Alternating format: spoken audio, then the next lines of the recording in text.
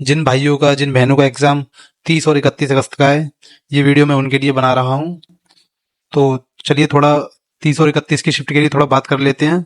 Exam के लिए अब क्या करें क्या नहीं करें। जैसा कि आपको पता है, आपका 1 या 2 दिन बचे हुए हैं, तो इनमें अब पढ़ने का तो कोई मतलब बनता नहीं है। लेकिन कुछ ऐसे क्या की पॉइंट्स हैं जिनको आप करके अपना स्कोर अच्छा कर सकते हैं। तो पढ़ना तो आपने अभी तक जितना पढ़ना था आप ऑलरेडी पढ़ चुके हैं। तो अब मेन टॉपिक, मेन चीज ये है कि अब आप लास्ट में क्या करें जिससे कि आपका स्कोर इंक्रीज हो जाए। तो मेरा आपको पहला, इसमें सबसे पहली राय यही रहेगी कि जो पेपर हो चुके हैं उन पेपरों को आप उठाइए, उनको एनालाइज करिए। ठीक है, देन उसके बाद उनको एक एक, जितने भी रीजनिंग वाला सेक्शन है, रीजनिंग वाले सेक्शन के देखिए उनका मेथड किस तरीके से उनका आंसर निकल रहा है। तो सेम लगभग उसी तरीके के क्वेश्चंस आ रहे हैं। तो यदि तुम्हें ऑलरेडी उनके मेथड पता होंगे तो आपका टाइम बचेगा उनको सॉल्व करने के लिए, क्यों आपको पता होगा कि उसमें क्या लॉजिक लगा हुआ है। उस लॉजिक को आप सिंपली उसमें अप्लाई करके उस क्वेश्चन को जल्दी निकाल सकते हैं। देन हम बात कर लेते हैं हिंदी की। तो जो हिंदी आ रही है, आप थोड़ा उससे रिलेटेड हिंदी पहले तो आप उन पेपरों को तैयार कर लीजिए, थोड़ा उनसे मिलते जुलते जो शब्द हैं। वैसे तो हिंदी में अब ऐसा कुछ है नहीं पढ़ने के लिए, जो आपने अब तक पढ़ रखा होगा वही काम आएगा। और जीएस में भी ऐसा कुछ नहीं है पढ़ने के लिए, मैथ की आप थोड़ी प्रैक्टिस कर सकते हैं।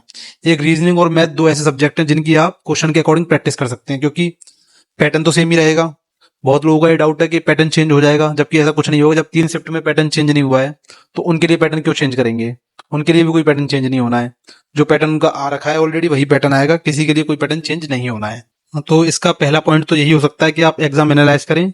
इसके अलावा और कोई मेरे हिसाब से दूसरा पॉइंट नहीं बनता है। और एक चीज और है, आप अपने पेपर के एक दिन पहले कोई पढ़ाई ना करें, बिल्कुल अपने माइंड को फ्री रखें, जिससे कि पेपर को करने में आपको आसानी हो। माइंड वहां पे थोड़ा वर्क तेज करे। जैसा कि आपको पता है, माइंड एग्जाम हॉल में बैठे होते हैं तो एकदम शून्य हो जाता है, माइंड वर्क करना बंद कर देता है। हम क्या होता है, कभी कभी जो हमें क्वेश्चन आते हैं, हम आते आते क्वेश्चन को गलत करके आ जाते हैं। हमें लगता है, हमें कॉन्फिडेंट होता है कि ये हमारा क्वेश्चन बिल्कुल सही है, मैं इसको गलत नहीं कर सकता।